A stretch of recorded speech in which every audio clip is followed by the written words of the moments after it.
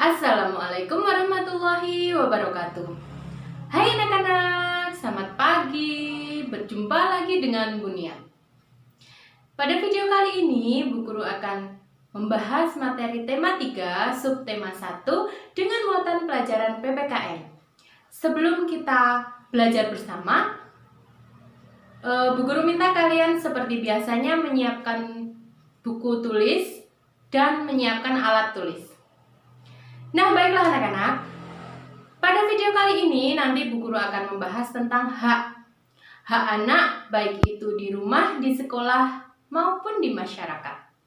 Baiklah, berikut ini akan Bu Guru berikan sebuah ilustrasi. Bisa dilihat. Kalian perhatikan dan kalian amati apa yang Bu Guru sajikan di sini. Nah, di sini adalah ada gambar seorang anak yang sedang belajar dengan memanfaatkan penerangan dari lampu. Nah, siapa yang tahu siapa penemu bola lampu? Ada yang tahu? Ya betul, penemu bola lampu adalah Thomas Alva Edison. Nah, di gambar ini adalah menggambarkan bahwa pada zaman sekarang kita sudah bisa menikmati penerangan listrik untuk menerangi kegiatan kita di malam hari. Nah, ini adalah salah satu contoh hak anak yang ada di rumah. Nah, baiklah, apa itu hak? Hak adalah segala sesuatu yang harus diterima oleh setiap orang dari mereka lahir. Hak anak itu ada di rumah, di sekolah, maupun di masyarakat. Nah, contoh hak anak di rumah misalnya hak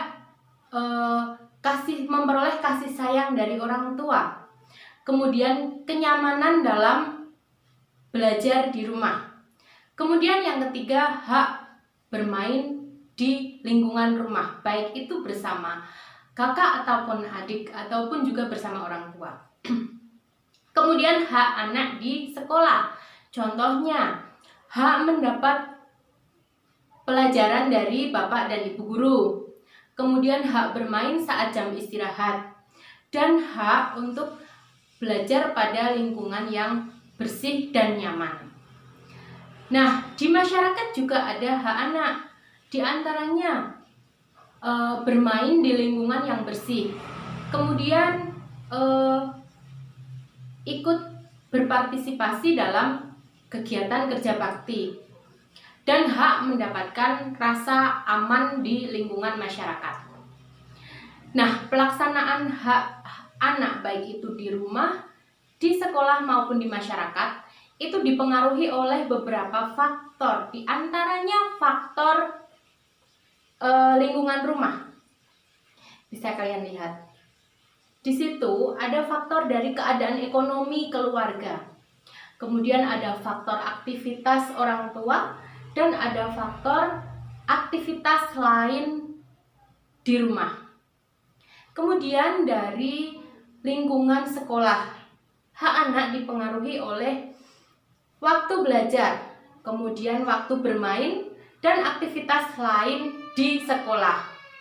Nah, kemudian ada juga faktor yang mempengaruhi hak anak di masyarakat. Misalnya, yang pertama adalah faktor keadaan masyarakat, bagaimana dalam menciptakan keamanannya, kemudian usia, dan faktor kebersihan dalam masyarakat. Nah, kemudian pelaksanaan hak itu harus dilandasi dengan sikap tanggung jawab. Seperti yang gambar Bu Guru sajikan pada awal video tadi, di situ ada gambar seorang anak sedang memanfaatkan penerangan dari lampu. Nah, listrik seperti kita ketahui itu berasal dari sumber daya alam yang tidak dapat diperbaharui.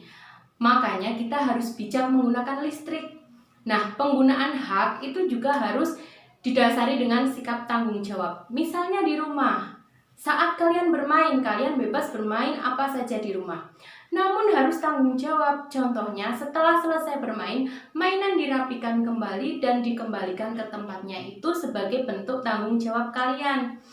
Kemudian, contoh yang lain, misalnya kalian sedang menonton televisi.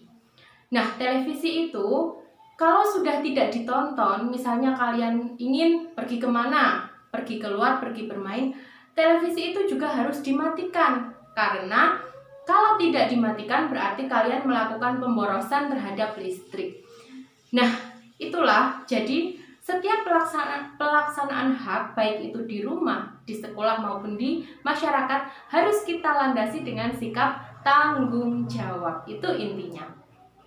Baiklah anak-anak, setelah ini Bu Guru berikan rangkuman materi dari video yang Bu Guru buat hari ini. Silakan dicatat.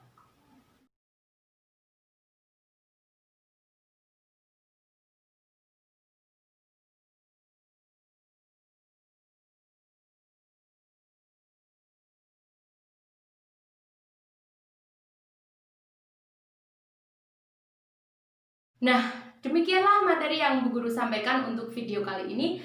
Semoga ini semua bermanfaat bagi kalian semua dan tetap semangat, patuhi protokol kesehatan. Sekian, wassalamualaikum warahmatullahi wabarakatuh.